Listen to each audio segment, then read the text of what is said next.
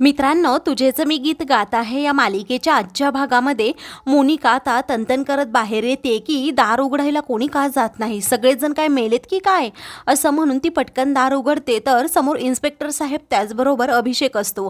तेव्हा त्या सर्वांना पाहून मोनिकाला जरा धक्काच बसतो। घरातील सगळेजण आता बाहेर आलेले असतात, मल्हार, विजय, आई हे सगळेजण असतात। मोनिका विचारते की शुभंकर सापडलेत का? तेव्हा आम्ही त्यांनाच सापडायला इथे आलो आहे असं मोनिकाला आता सांगण्यात येतं। त्यावरती मोनिका म्हणते, आमच्या शत्रूला तुम्ही इथे कसं काही शोधायला आला आमच्याच घरी? तेव्हा आता तुम्ही स्वतःच्या तोंडाने कबूल केलंय की शुभंकर तुमचा शत्रू होता आणि त्याच्या मॅनेजरचं असं म्हणणं आहे की खरंच शुभंकर आणि मल्हारमध्ये बाचाबाची झाली होती, वाद झाले होते।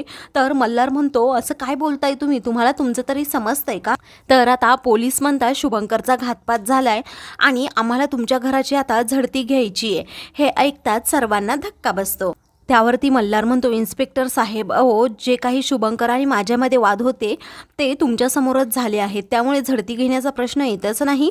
तर आता इन्स्पेक्टर साहेब म्हणतात, हो तेच, अहो तुम्ही माझ्यासमोर त्यांना धमकी दिली होती, त्यामुळे तुमच्या घराची झडती तर घ्यावीच लागेल। तर आता पुढे मल्हार म्हणतो, शुभंकर खऱ्याचं खोटं करण्यासाठी, खोट्याचं खरं करण्यासाठी कोणत्याही थराला जाऊ शकतो, त्यामुळे त्या शुभंकरबद्दल मला काहीच सांगू नका। तेव्हा आमच्याकडे तसं सर्च वॉरंट आहे असं इन्स्पेक्टर साहेब म्हणतात। त्यावरती काय चाललंय सारखं शुभंकर शुभंकर असं मोनिका जोरात ओरडते।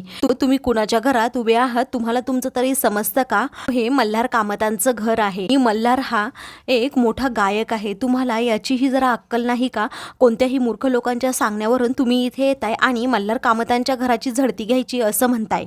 आता थांबा, अशा हाय क्लास लोकांच्या घरात येण्याची तुमची हिंमतच कशी झाली? तुम्ही कोणतंही असं कार्ड घेऊन याल आणि त्याला सर्च वॉरंट म्हणाल, आम्ही त्याच्यावर विश्वास ठेवायचा का? असं म्हणून मोनिका आता सर्वांनाच धमकावते आणि काळजी असल्याचं नाटक करत म्हणते, थांबा मी आता पत्रकारांना फोनच करते असं म्हणून ती फोन करणार असते। तर त्याचा काही उपयोग होणार नाही, तुमच्याच घरचा वाद हा चव्हाट्यावर येईल। उगीच तुम्ही फोन करू नका, नाही तर करा, आम्हाला त्याच्याशी काही घेणं देणं नाही। सर्च मी आता तुमच्या घरची झडती घेणारच आहोत असं इन्स्पेक्टर साहेब मोनिकाला चांगलं बजावून सांगतात। त्यावरती मोनिका म्हणते, तुम्हाला माहीत नसेल मी कुणाची मुलगी आहे, मी बिझनेसमॅन आयकॉन विक्रम राजाध्यक्षाची मुलगी आहे। कायदा सर्वांसाठी समान असतो, आम्ही कुणाला ओळखत नाही असं रागातच आता इन्स्पेक्टर साहेब म्हणतात। तेव्हा मल्हार म्हणतो, मोनिका शांत बस जरा, अगं त्यांना जर झडती घ्यायचीच असेल, आपण काही केलंच नसेल तर घेऊ देत ना झडती। मग तसंही आपण शुभंकरला काहीही केलेलं नाहीये, त्यामुळे आपला संबंध येतच नाही। तेव्हा आता ठीक आहे असं मोनिका म्हणते, परंतु ती खूप घाबरलेली असते। तेव्हा ती मोठ्याने आता बोलू लागते की आम्हाला असं घराबाहेर काढून तुम्ही झडती घेणार हे आम्हाला अजिबात पटत नाहीये। तेव्हा आता आम्ही यासाठी परमिशन देणार नाही, म्हणजे आमचंच घर आणि तुम्ही आम्हाला हकलवणार का?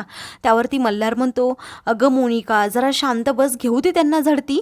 तर मोनिका म्हणते, आमच्यापैकी इथे कुणीतरी थांबणार। तर इन्स्पेक्टर साहेब आता दोघांनाच इथे थांबण्याची परमिशन देतात। तर आता मल्हार त्यामध्ये नसतोच आणि इन्स्पेक्टर साहेबांनी त्याला तसा स्पष्टपणे नकार दिलेला असतो। तर विजय इन्स्पेक्टर साहेबांकडे परमिशन मागतो की माझ्या आईला तरी त्यांच्या रूममध्ये जाऊ द्यात। तेव्हा इन्स्पेक्टर साहेब ठीक आहे असं म्हणतात। तर आता विजय म्हणतो की मोनिका आणि मी थांबतो, मल्हार तू बाकीच्यांना घेऊन बाहेर जा। तेव्हा ठीक आहे असं मल्हार म्हणतो आणि बाकीच्यांना घेऊन बाहेर जातो। इन्स्पेक्टर साहेब म्हणतात, अगोदर मोनिका कामत यांच्याच रूमपासून आपण झडती घेऊ। तेव्हा मोनिका आता पुढे तनतन करत जाते, दार उघडते। तर आता सगळेजण एक एक वस्तू अगदी न्याहाळून पाहत असतात। कपाटाची सुद्धा झडती घ्यायची असते। तेव्हा मोनिका म्हणते, आता कपाटात काय, तुम्हाला काही कळतं की नाही? आमच्या प्रायव्हेट गोष्टी यामध्ये आहेत। इन्स्पेक्टर साहेब म्हणतात, आम्हाला कायदा हातात घ्यायला लावू नका, कारण आम्हाला असं प्रायव्हेट वगैरे काही समजत नाही, तर आम्ही तुमचं सुद्धा न ऐकता हे कपाट आम्ही उघडू। तेव्हा मोनिका आता पटकन बाजूला होते। तर इन्स्पेक्टर साहेब म्हणतात, विजय दादा तुम्हीच यांना आता सांगा। तेव्हा विजय मोनिकाला म्हणतो की मोनिका करू देत त्यांना काय करायचं ते। आता मोनिका प्रचंड घाबरलेली असते। तर आता पोलीस एक पूर्ण कपाटाची झडती घेतात आणि लॉकरची चावी देखील मागतात। मोनिका आता पूर्णपणे घामाघूम झालेली असते। त्यानंतर आता तेथे काहीच सापडत नाही, म्हणून मोनिकाच्या जीवात जीव येतो। तर आता पोलीस बाहेर जाताना मागे पर्सकडे पाहतात, तर त्या पर्समध्ये काही आहे का लेडीज कॉन्स्टेबलला आता इन्स्पेक्टर विचारतात। तेव्हा त्या पर्सची सुद्धा झडती घेतली जाते। तर त्या पर्समध्ये सुद्धा काहीच सापडत नाही। बाहेर आता सगळेजण बसलेले असतात। तर आता क्षमा म्हणते, देवा कुटुंबातील सगळे सगळ्यांना या प्रकरणातून निष्कलंक बाहेर पडू देत. एका पाठोपाठ एक संकट येतच राहत आहेत. शुभंकर ठाकूर जेव्हापासून आपल्या घरात आलाय तेव्हापासून सगळं काही अशुभच घडते. त्यावरती आता शुभ अशुभ असं काहीही नसते, माणसाची नियत खोटी असते असं मंजुळा म्हणते. त्यानंतर आता मल्हार म्हणतो कुणी काहीही करू देत, परंतु मी खरा आहे, मी शुभंकरला काहीही केलेलं नाही आहे, त्यामुळे माझं कुणी काहीही करू शकत नाही. त्यांना किती झडत्या घ्यायच्या आहेत ना तेवढ्या घेऊ देत. माझ्या घरातील सगळेजण निर्दोष आहेत. निरंजन मामांना जरा वेगळंच टेन्शन आलेलं असतं, कारण वैदेही आणि मल्हारच्या फोटोचं लॉकेट आता स्वराच्या गाठोड्यामध्ये असतं. तेव्हा मामा लगेच देवाकडे प्रार्थना करू लागतात की ते गाठोडं पोलिसांच्या हाती न लागावं यासाठी. तर आता दुसरीकडे पोलीस हे स्वराच्या रूममध्ये येतात. तेव्हा तेथे स्वराचं नेमकं ते गाठोडं असतं. तेव्हा त्या गाठोड्यामध्ये आता वैदेहीबद्दलच्या जर काही आठवणी सापडल्या तर मोनिका आकडतांडव करेल या भीतीने विजय देखील जरा घाबरतोच.